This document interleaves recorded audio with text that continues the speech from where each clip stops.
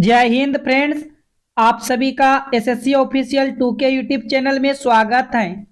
आज की क्लास में हम सभी आरआरबी ग्रुप डी एनटीपीसी 2025 के प्रश्न को करेंगे और आप जाइएगा, आपके लिए ओनली रेलवे के लिए प्लेलिस्ट बना दिया गया है।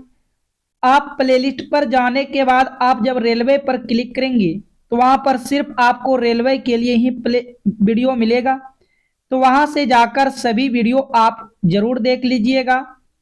और इस क्लास में आपको reasoning, maths, GK, GS, science के इंपॉर्टेंट प्रश्न मिलेगा जो कि आपके प्रीवियस ईयर एग्जाम में पूछे गए प्रश्न है फ्रेंड्स। तो चलिए हम सभी आज के क्लास को पहला प्रश्न को देखेंगे। जो भी आपके पास शब्द, अक्षर, संख्या, नंबर आ जाए उन सभी पर आपको विचार करना है और एक दूसरे से लॉजिक ढूंढने का प्रयास करना है। जैसे कि आज की क्लास में पहला प्रश्न आपसे कुछ कर रहा है, कुछ समीकरण एक विशेष प्रणाली के आधार पर हल किए गए हैं, उसी आधार पर अनुत्तीर्ण समीकरण का सही उत्तर ज्ञात कीजिए। यहां देखेंगे 5 स्टार 3 से 125 प्राप्त किया, 4 स्टार 3 से 64, तो 8 स्टार 2 से क्या बनेगा। तो यहां से ध्यान से आखिर में देखेंगे क्या लॉजिक लग रहा है। आप थोड़ा सा ध्यान से देखिएगा, जो स्टार के पहले नंबर है आप उनको लिख लीजिए, जो स्टार के बाद वाले नंबर 3 है आप उनको पावर बना दीजिए। तो ये 5 पर पावर 3 हुआ और 5 पर पावर 3 125 होता है। यहां से आपको 125 लिखा गया है।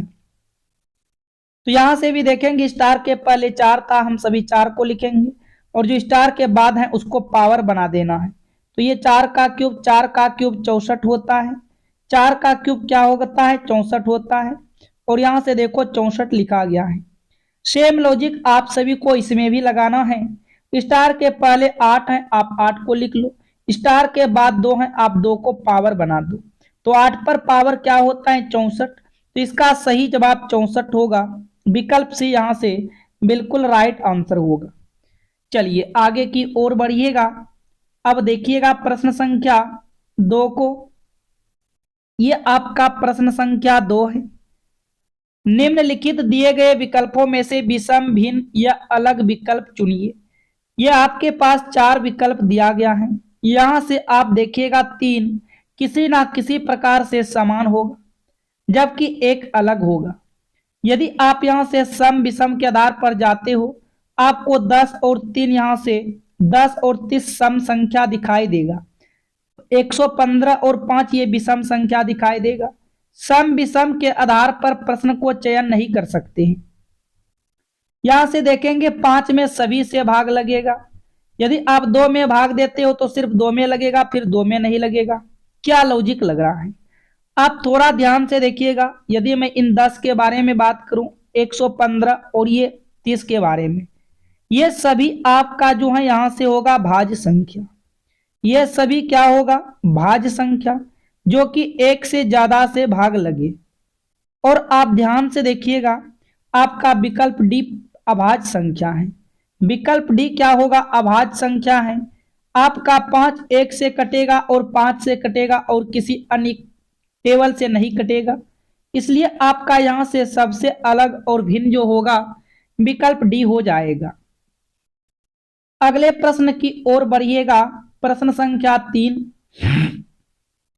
बहुत ही इंपॉर्टेंट है।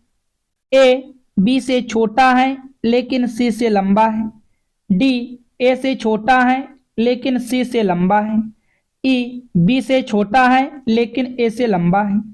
सबसे छोटा व्यक्ति कौन है। जब इस टाइप के प्रश्न आते हैं, हम सभी यहाँ पर इक्वल ग्रेटर के रूप में नहीं प्रश्न को सजाएंगे, सिंपल परिभाषा में बनाएंगे। जो सबसे बड़ा होगा उसको ऊपर रखेंगे, फिर जो छोटा होगा उसको नीचे, जो छोटा होगा उसको नीचे। इस तरह से हम सभी प्रश्न को जब सजाएंगे, कभी भी प्रश्न गलत नहीं होगा। तो ध्यान से देखिएगा। सबसे पहले बोला ए जो है वो बी से छोटा है। ए क्या है, ए जो है वो बी से छोटा है, इसका मतलब बी को क्या होगा, बड़ा होगा ए से, लेकिन सी से लंबा है। देखो ये लेकिन वाले वर्ड जो आता है आप यहीं पर कंफ्यूज होते हो। ए बी से छोटा है लेकिन सी से लंबा है। सी से लंबा कौन है, ये बात ए के लिए कह रहा है। ठीक है, बी से छोटा ए है लेकिन वह ए सी से लंबा है, आप सी को नीचे रखिएगा। आगे देखिएगा, कहता है डी ए से छोटा है। अच्छा, डी जो है ए से छोटा है लेकिन सी से लंबा है। इसका मतलब डी ए से छोटा होगा, सी से लंबा होगा, तो डी इस बीच में बैठेगा। डी का स्थान इस बीच में हो जाएगा। आगे पढ़ेंगे, ई बी से छोटा है लेकिन ए से लंबा है। अब लो, ई जो है बी से छोटा है लेकिन ए से लंबा है, तो ई का स्थान ये होगा। अब आप यहां सभी को बैठा लीजिएगा, पहले बी, फिर आप यहां पर ए ई को रखिएगा। अब देखो ए के बाद डी, डी के बाद सी। तो यहां से पूछा लेकिन ए सबसे लंबा है, ठीक है। अब यहां पर आपका कह रहा है कि सबसे छोटा व्यक्ति कौन है। देखो जो सबसे नीचे की ओर होगा वह सबसे छोटा व्यक्ति होगा। सबसे नीचे की ओर कौन है, सबसे की नीचे की ओर सी है, तो सबसे छोटा व्यक्ति आपका सी होगा। कौन सा विकल्प, विकल्प बी। विकल्प बी यहां से बिल्कुल राइट आंसर होगा प्रश्न संख्या 3 का। यदि फ्रेंड्स आप सभी को प्रश्न समझ में आ रहा है तो आप सभी से एक रिक्वेस्ट है, आप सभी वीडियो को लाइक कीजिएगा और चैनल पर पहली बार आए हो तो चैनल को साथ में सब्सक्राइब जरूर करिएगा और नोटिफिकेशन घंटी को ऑल कर लीजिएगा। बस इतना तो आप कर सकते हो। अब हम देखते हैं प्रश्न संख्या 4। कुछ समीकरण एक विशेष प्रणाली के आधार पर हल किए गए हैं, उसी आधार पर अनुत्तरित समीकरण का सही उत्तर ज्ञात कीजिए। आप यहां पर देखेंगे आपके पास जो इन सभी को यहां पर क्या किया गया है, जो 8 आ गया, उसी प्रकार इन सभी नंबर को कुछ भी करके 4 लाना है। जो आप इन दोनों में लॉजिक लगाते हो सेम लॉजिक आपको इनमें भी लगा देना है। तो जोड़ का 3 चिन्ह है, सिंपल में सभी नंबरों को जोड़ेंगे। 9 8 17, 17 7 24 हुआ, लेकिन देखो वहां पर क्या लिखा गया है, यहाँ पर 8 लिखा गया है। तो यदि आप 4 गुना 2 कर दो तो क्या आपको 8 मिल जाएगा। इन्हीं नंबर को आपस में क्या कर देंगे, गुना कर देंगे, 8 मिल जाएगा बिल्कुल। आगे देखिएगा 6 4 10, 10 और 2 क्या होगा 12। अब इन नंबर को आप गुना करोगे 1 गुना 2, तो यहाँ पर आपका 2 आ रहा है। ये लॉजिक आपका यहाँ से नहीं लगेगा, आप कुछ अलग लॉजिक लगाकर यहाँ पर देखिएगा। अब अलग लॉजिक क्या लगेगा, जोड़े हो, अब जो चीज जोड़े हो आप उनको 3 से भाग कर दो, तो ये देखो 3 8 के 24, यहाँ पर 8 दिया गया है। उसी प्रकार इन सभी नंबरों को आप जोड़ो, जब सभी नंबरों को जोड़ रहे हैं 12 हो रहा है। आप पहले वाले को 3 से भाग किए, इसको 3 से भाग करो, ये 3 चौके 12, यहाँ पर देखो 4 दिया गया है। सेम लॉजिक लगाना है, 5 4 9 और 9 18 होगा। आप 18 में भी किन से भाग कीजिएगा, पहले में 3 से, दूसरे में भी 3 से। अब आपको इसमें भी 3 से भाग करना है। जब हम 3 से भाग करते हैं तो यहां पर देखो क्या आ रहा है, 6 आ रहा है। यहां से आपका देखिएगा विकल्प डी राइट आंसर होगा। यहां से विकल्प डी क्या होगा फ्रेंड्स, बिल्कुल सही जवाब होगा प्रश्न संख्या 4 का।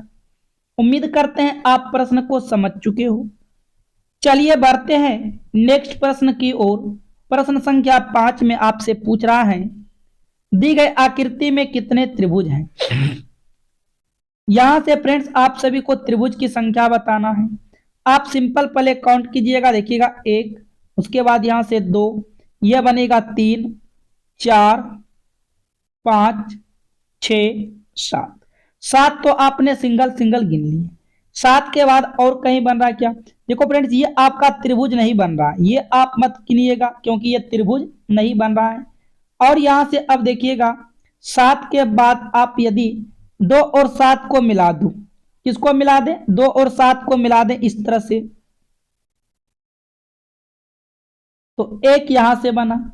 और कहीं से बन रहा है, आप ध्यान से देखिएगा, यदि हम इधर से मिला दें यहां से तो 2 यहां से और बना। 2 के बाद और कहीं बन रहा है क्या, 2 के बाद ध्यान से देखिएगा, 2 के बाद यदि हम इनको मिला दें यहां से तो 3 आपका यहां से बन चुका है।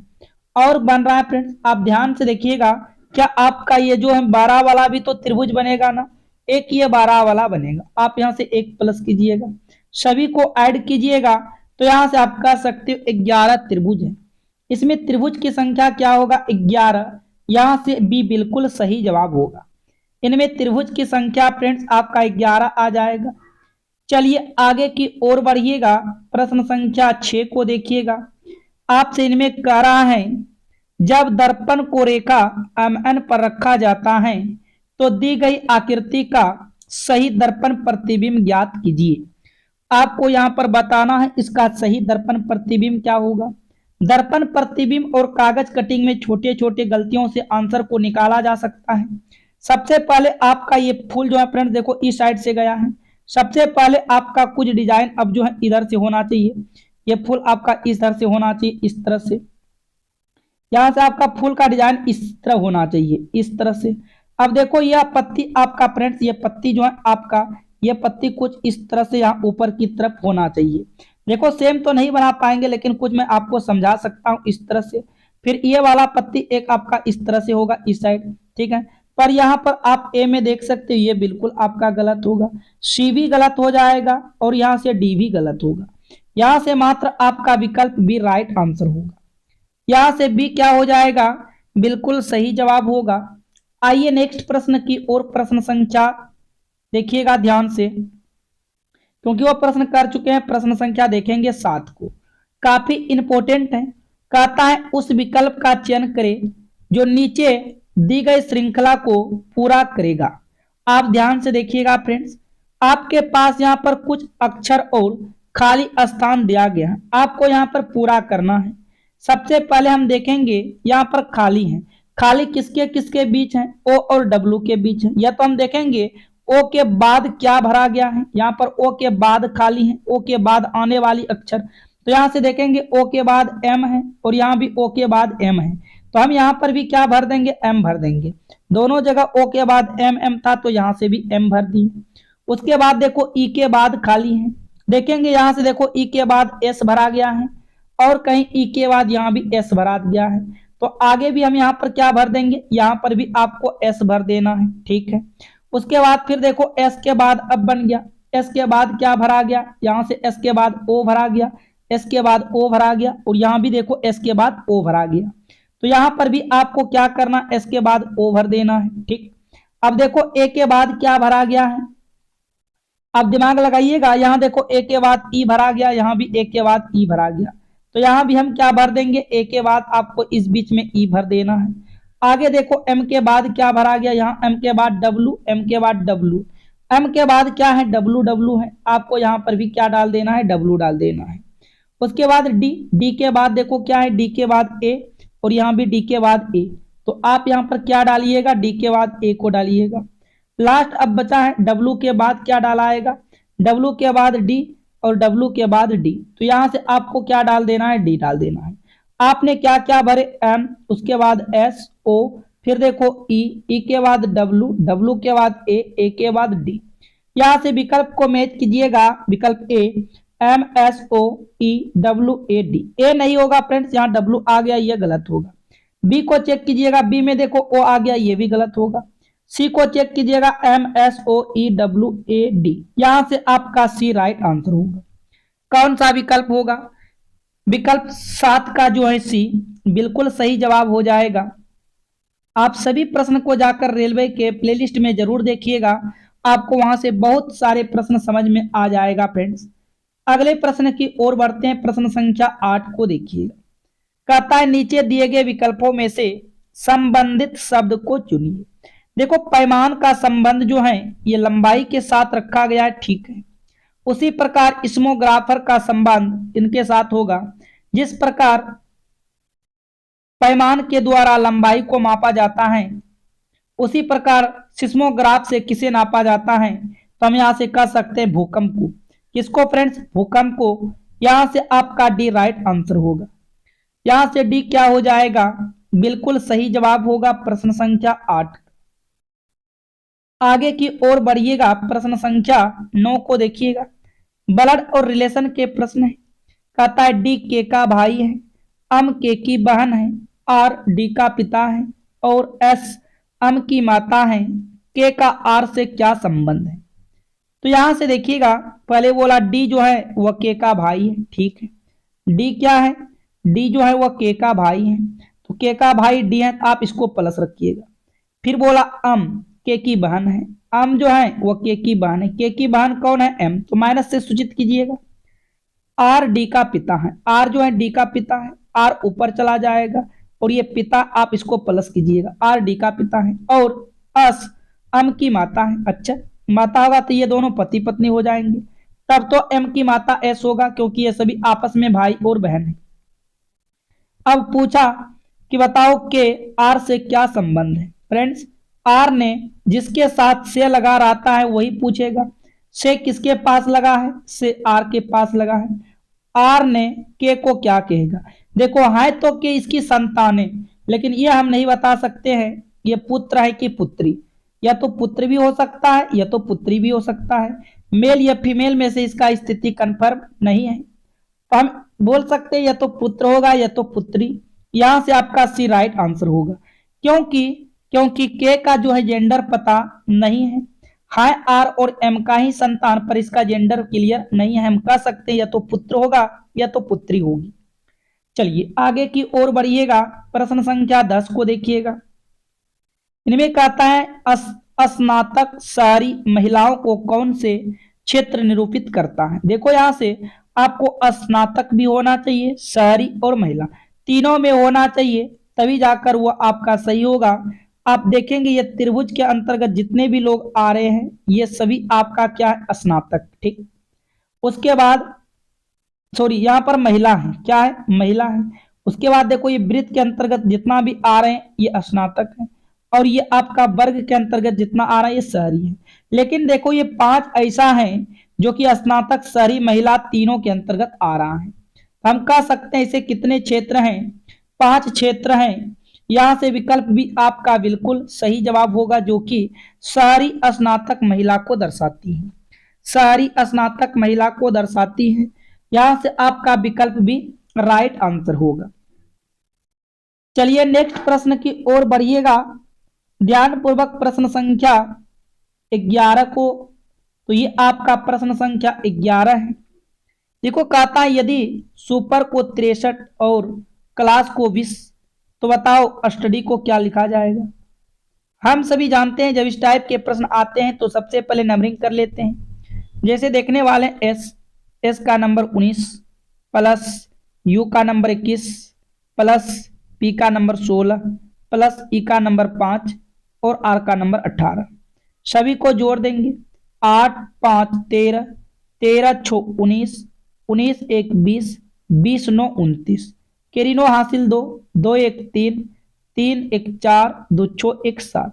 अब जरा सोचो यहाँ पर 63 लिखा गया, यहाँ पर 79 लिखा गया, किस प्रकार, यदि हम इन्हीं दोनों नंबरों को आपस में अलग अलग करके गुना कर दें तो क्या फ्रेंड्स 63 मिल जाएगा, आप कहेंगे बिल्कुल मिल जाएगा। उसी प्रकार यहाँ पर क्लास के नंबर को देखिएगा, सी का नंबर 3, एल का नंबर 12, ए का नंबर 1, एस का नंबर 19, फिर इसके बाद एस का नंबर 19। यहाँ से सभी को हम सभी जोड़ेंगे, 9 और 9 18, 18 1 19, 19 2 21, 21 और 3 यहाँ से होगा 24 केरी 4 हासिल 2, 2 1 3, 1 4 1 5। अब जरा बताओ यहाँ 54 लिखा गया, यहाँ 20 लिखा गया। उसी प्रकार सेम लॉजिक यहाँ पर इन दोनों नंबरों को, जो नंबर आपके पास यहाँ पर दिख रहा है, इन्हीं दोनों नंबरों को हम अलग अलग करके क्या कर देंगे, गुना। तो देखो यहाँ 20 बराबर 20 हो रहा है, क्यों ना आगे सेम लॉजिक लगा दें, किसमें, स्टडी में। तो यहाँ से देखिएगा एस का नंबर 19, आगे टी का नंबर 20, फिर यू का नंबर 21, डी का नंबर 4 और वाई का नंबर 25। सभी को आपस में ऐड करना है। सबसे पहले सभी को आपस में ऐड कीजिएगा, 5 4 9, 9 1 10, 10 और 9 कितना होगा, 19 केरी 9 हासिल 1, 2 1 3, 3 2 5, 5 2 7 1 8, 89। लेकिन आप सभी को गुना कर रहे हो, आप इनको भी गुना कर लीजिएगा।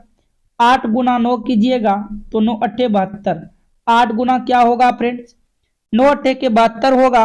यहां से आपका विकल्प ए सही होगा, यहां से विकल्प ए क्या होगा, बिल्कुल राइट आंसर हो जाएगा प्रश्न संख्या 11 का।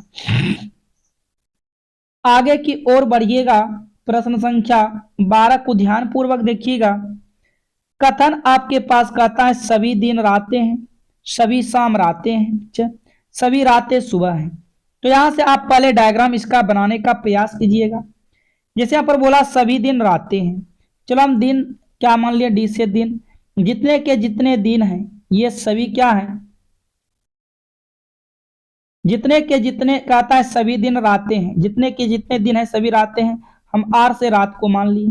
फिर कहता है सभी शाम रातें हैं, जो भी शाम है फ्रेंड्स, जो भी शाम इसके अंतर्गत आएगा वह सभी भी क्या होगा, रात के ही हिस्सा में आएगा। ठीक, आगे कहता है फिर सभी रातें सुबह हैं, जितने के जितने ये रात हैं, ये जितने के जितने रात हैं ये सभी क्या है, सुबह। यहां से हम नोट कर लेते हैं सुबह, सरसों का बो हो सुबह।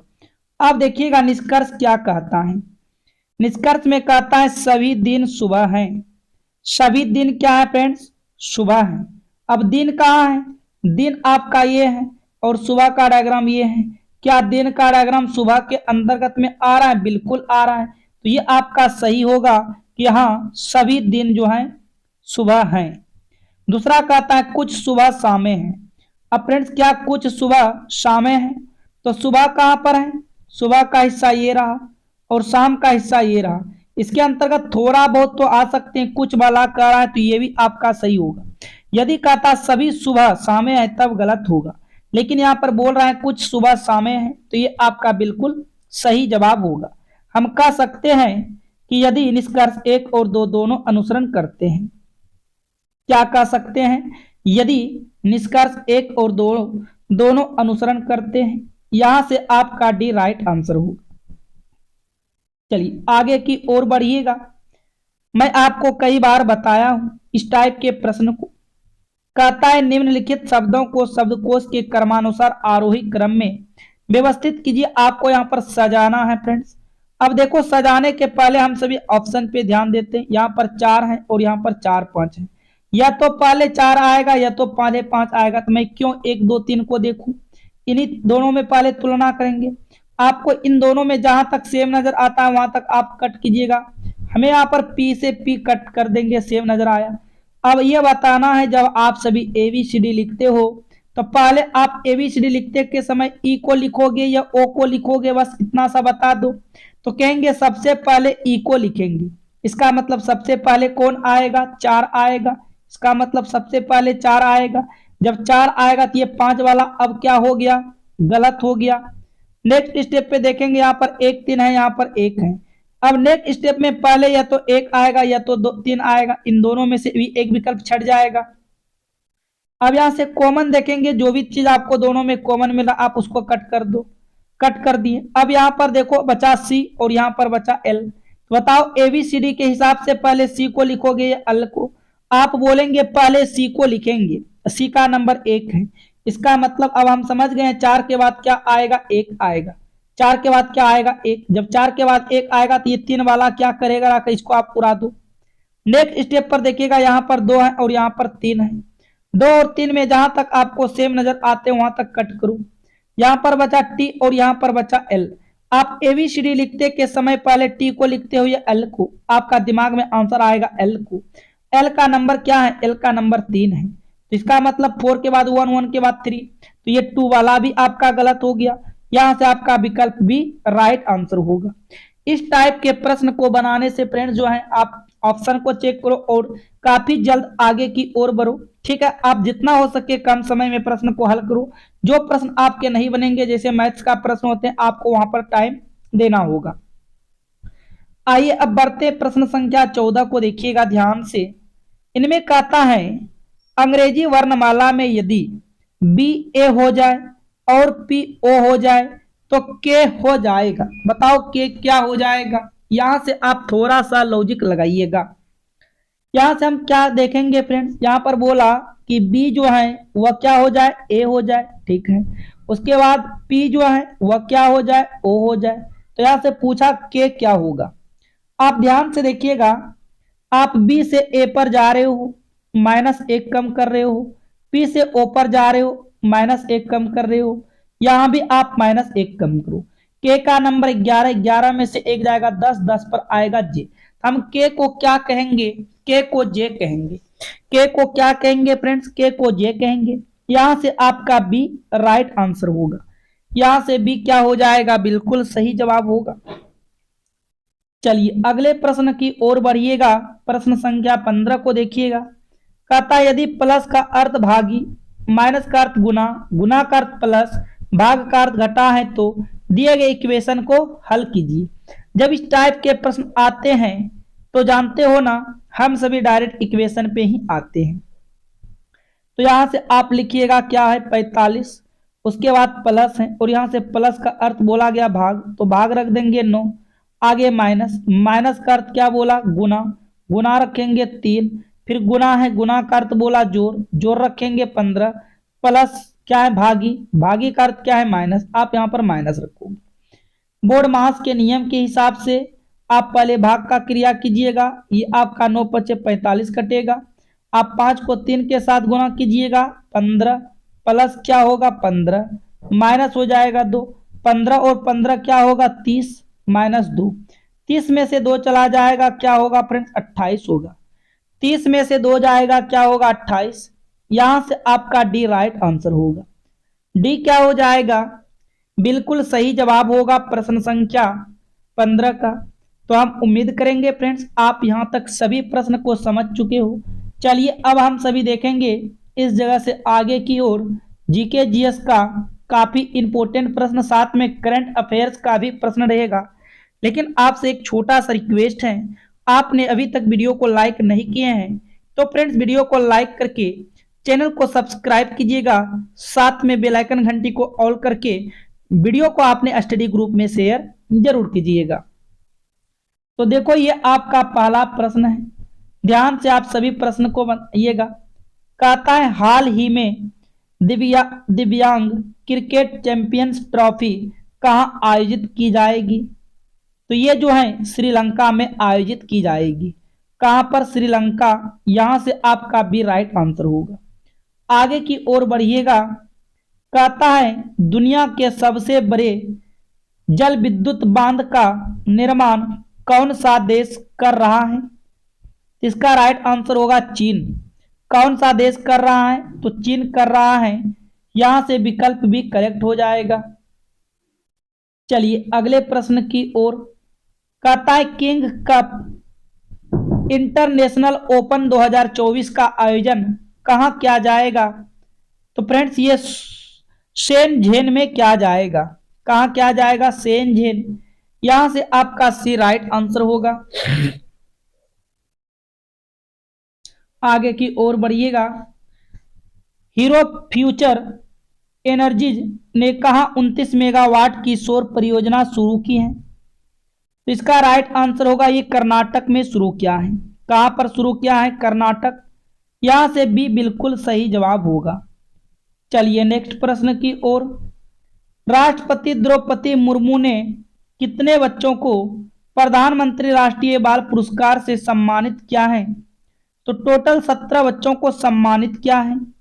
यहां से आपका सी क्या होगा, राइट आंसर होगा 17। चलिए आगे की ओर बढ़िएगा फ्रेंड्स। कहता है कहां विश्व सुनामी स्मृति दिवस मनाया गया है। कहां पर विश्व सुनामी स्मृति दिवस मनाया गया है। तो इसका राइट आंसर होगा पुदुचेरी में। कहां पर मनाया गया है, पुदुचेरी। यहां से विकल्प भी बिल्कुल राइट आंसर होगा। नेक्स्ट प्रश्न की ओर चलिएगा फ्रेंड्स। कहता हाल ही में गुरु गोविंद सिंह के शाहीवाजादों के बलिदान और वीरता को किस राज्य के पाठ्यक्रम में शामिल किया जाएगा। तो यहां से मध्य प्रदेश इसका राइट आंसर आएगा। क्या आएगा, मध्य प्रदेश। विकल्प सी। चलिए नेक्स्ट प्रश्न की ओर बढ़िएगा। किस मंत्रालय ने राष्ट्र पर्व वेबसाइट और ऐप लॉन्च किए हैं, उस मंत्रालय का नाम बताना है। इसका सही जवाब होगा रक्षा मंत्रालय। क्या होगा, रक्षा मंत्रालय। यहां से देखिएगा भी आपका बिल्कुल सही जवाब होगा। आगे कहता है उत्तराखंड उच्च न्यायालय के मुख्य न्यायाधीश के रूप में किसने शपथ ली है। तो फ्रेंड्स गुहानाथन नरेंद्र ने लिया है। यहां से आपका सी राइट आंसर होगा, गुहानाथन नरेंद्र। चलिए नेक्स्ट प्रश्न की ओर बढ़िएगा। इनमें कह रहा है क्या, जारी T20 ऑलराउंडर रैंकिंग में कौन शीर्ष पर रहा है? तो कौन शीर्ष पर है T20 ऑलराउंडर रैंकिंग में? तो यह है हार्दिक पांड्या। यहां से आपका बी जो है फ्रेंड्स बिल्कुल राइट आंसर हो जाएगा, हार्दिक पांड्या। मोस्ट इंपोर्टेंट प्रश्न है, आगे कहता है कहां पहली वाइन उत्पादन इकाई शुरू की गई है? तो कहां पहली वाइन उत्पादन इकाई शुरू की गई है? तो इसका राइट आंसर होगा उत्तराखंड। यहां से उत्तराखंड क्या होगा फ्रेंड्स, बिल्कुल सही जवाब होगा प्रश्न संख्या 11 का। आइए देखते हैं अगले प्रश्न की ओर। अमिताभ चटर्जी को किस बैंक का नया प्रबंधन या प्रबंधन निदेशक नियुक्त किया गया है? तो इसका सही जवाब होगा जम्मू और कश्मीर बैंक। कहां पर? जम्मू और कश्मीर बैंक। यहां से सी आपका बिल्कुल राइट आंसर होगा। चलिए फ्रेंड्स आगे की ओर बढ़ते हैं। हाल ही में किस वित्त मंत्रालय में राजस्व सचिव नियुक्त किया गया है? इसका सही जवाब होगा अरुणीश चावला। यहां से क्या होगा, अरुणीश चावला। सी आपका बिल्कुल सही जवाब होगा। चलिए नेक्स्ट प्रश्न की ओर फ्रेंड्स। कौन सा देश 2024 में धन प्रेषण का सबसे बड़ा प्राप्तकर्ता बना है? इसका राइट आंसर होगा भारत। यहां से क्या सही जवाब होगा, भारत बना है। यहां से विकल्प भी आपका बिल्कुल राइट आंसर होगा। 38वें राष्ट्रीय खेलों की मसाला रैली कहां में से शुरू हुई है? तो फ्रेंड्स ये शुरू जो हुआ है हल्द्वानी से शुरू हुआ है। यहां से आप सी को याद रखिएगा, विकल्प सी आपका बिल्कुल सत्य जवाब होगा। चलिए नेक्स्ट प्रश्न की ओर। अटल युवा महाकुंभ और अटल स्वास्थ्य मेला का उद्घाटन कहां हुआ है? Agra, Lucknow, Gorakhpur, none of these. इसका सही जवाब होगा लखनऊ। कहां पर हुआ है? लखनऊ। यहां से देखिएगा बी आपका बिल्कुल सही जवाब होगा लखनऊ। आगे की ओर बढ़िएगा। हाल ही में भारत ने मलेरिया के मामलों में कितने प्रतिशत की कमी हासिल की है? तो यहां पर होगा 97%। यहां से विकल्प सी फ्रेंड्स बिल्कुल आपका सही जवाब होगा 97%। चलिए अगले प्रश्न की ओर बढ़िएगा। कहता एमटी वासुदेवन नायर का निधन हुआ है, वे कौन थे? गायक, लेखक, पत्रकार। तो ये एक लेखक थे। क्या थे फ्रेंड्स? लेखक थे। यहां से भी आपका सही जवाब होगा। चलिए नेक्स्ट प्रश्न की ओर। हाल ही में हॉकी इंडिया लीग कहां से शुरू हुई है? तो महाराष्ट्र, राजस्थान, ओडिशा। तो ये ओडिशा से शुरू हुआ है। यहां से आपका सी बिल्कुल राइट आंसर होगा प्रश्न संख्या 19 का। आइए बढ़ते हैं अगले प्रश्न की ओर। मनिका जैन को किस देश में भारत का राजदूत नियुक्त किया गया है? आपको उन देश का नाम बताना है। तो इसका राइट आंसर हो जाएगा फ्रेंड्स मालडोवा। क्या होगा? मालडोवा। यहां से देखिएगा बी आपका बिल्कुल सही जवाब होगा। आगे की ओर देखिएगा प्रश्न संख्या 21 को। हाल ही में एशियन यूथ और जूनियर वेटलिफ्टिंग चैंपियंस में मार्टिन देवी मेवाव ने कौन सा पदक जीता है? उस पदक का नाम बताना है। तो यहां से राइट आंसर होगा रजत पदक। यहां से राइट क्या आंसर होगा? रजत पदक। चलिए आगे की ओर बढ़िएगा। बाल्ड ईगल को किस देश का राष्ट्रीय पक्षी बनाया गया है? तो इसका सही जवाब होगा यूएसए, अमेरिका का। बाल्ड ईगल को किस देश का राष्ट्रीय पक्षी बनाया गया फ्रेंड्स? USA, America. अगले प्रश्न की ओर बढ़िएगा।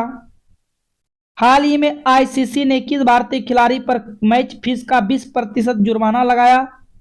इसका सही जवाब होगा विराट कोहली। किस पर लगाया था? विराट कोहली। यहां से सी आपका बिल्कुल सही जवाब होगा। नेक्स्ट प्रश्न की ओर चलिएगा।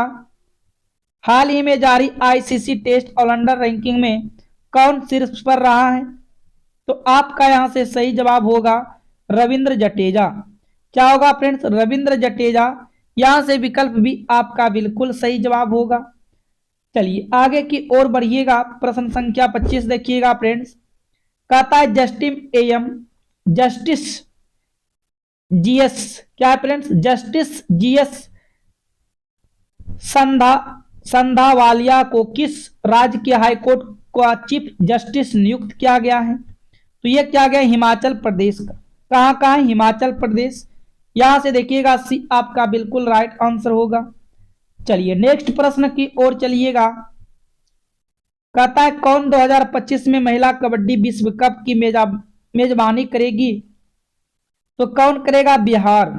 कौन करेगा फ्रेंड्स बिहार इसका राइट आंसर हो जाएगा। आगे की ओर बढ़िएगा। कहता है हाल ही में किस अंतरिक्ष एजेंसी के पत्रकार सोलर प्रोबो ने सूर्य के सबसे करीब पहुंचाने का प्रयास किया है। तो इसका राइट यहां से आंसर होगा NASA नासा। क्या राइट आंसर होगा नासा। यहां से सी बिल्कुल सही जवाब होगा। आगे की ओर बढ़िएगा। कहता है किस देश का मालवाहक जहाज विस्फोट के बाद भूमध्य सागर में डूब गया था। किस देश का मालवाहक जहाज विस्फोटक के बाद भूमध्य सागर में डूब गया है। इसका राइट आंसर होगा यहां से रूस। यहां से विकल्प भी आपका बिल्कुल सही जवाब होगा रूस। चलिए फ्रेंड्स आगे की ओर बढ़िएगा। प्रश्न संख्या 29 को देखिएगा। कहता है कहां पहली वाइन उत्पादन इकाई शुरू की गई है। इसका सही जवाब होगा उत्तराखंड। कहां पर की गई थी उत्तराखंड। यहां से सी करेक्ट हो जाएगा। आगे की ओर बढ़िएगा। कहता है उत्तर प्रदेश में कहा पूर्व प्रधानमंत्री अटल बिहारी वाजपेयी की प्रतिमा का आवरण किया गया है। तो यह क्या गया है लखनऊ में। कहां पर किया गया लखनऊ में। यहां से आपका बी जो है बिल्कुल राइट आंसर होगा। चलिए फ्रेंड्स अब हम सभी इस जगह से बढ़ेंगे मैथ के प्रश्न के तरफ जो कि काफी इंपोर्टेंट है। तो ये आपका पहला प्रश्न है। इनमें से आपका कहता है यदि ए अनुपात बी बराबर 2:3, बी अनुपात सी बराबर 4:5 तथा सी अनुपात डी बराबर 6:7 है तो ए अनुपात डी का मान ज्ञात कीजिए। आप यहां से एक तरीका लगाकर निकाल सकते हो। किसी का भी पूछे तो आप आराम से बता दोगे। देखो यहाँ पर ए अनुपात बी अनुपात सी अनुपात डी। ठीक है ए अनुपात बी यहाँ पर दिया गया है 2:3 तो यहाँ पर हम रख देंगे 2:3। बी अनुपात सी दिया गया है 4:5 तो यहाँ पर हम रख देंगे 4:5। सी अनुपात डी दिया है 6:7 तो यहाँ पर रख देंगे 6:7। बस अब बगल वाले घर को भरते जाना है। इन बगल में 3 आएगा, इन बगल में 3 आएगा, ये बगल में 5 आएगा। आपको हम बहुत बार समझा चुके हैं। इन बगल में 6, इन बगल में 6। सभी को यहाँ पर आपस में क्या कर देना है गुना कर देना है। जब हम गुना करेंगे ऐसे तो फिर सिर्फ हमको ए और डी से मतलब है यहाँ क्योंकि ए और डी पूछा है आप ए और डी को ही ले सकते हो। तो यहाँ पर देखेंगे 4 दूना 8, 8 छक्के 48 होगा। और यहाँ पर देखेंगे 5 या 15, 15 सत्ते 75 से होगा। तो हम यहाँ से कह सकते हैं रेशियो ए अनुपात डी का जो आएगा वो 48 आएगा और 105 आएगा। अच्छा इसी में से यदि बी सी का पूछता तो बी वाले सी वाले को गुना करते उसका आंसर आ जाता।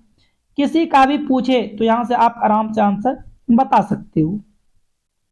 तो यहां से कटिंग करेंगे 3 से फ्रेंड्स 3 से कटिंग करेंगे ये 16 बार में होगा। ये 3 3 3 5 15।